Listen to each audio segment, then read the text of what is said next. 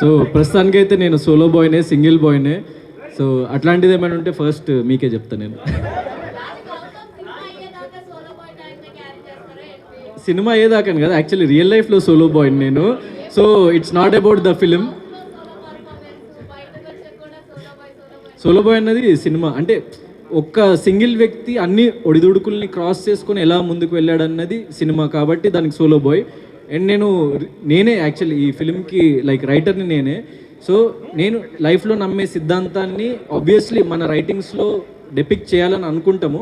So నేను లైఫ్లో నమ్మే సిద్ధాంతం అది, నేను దాన్ని ఫిలింలో డెపిక్ట్ చేసిన.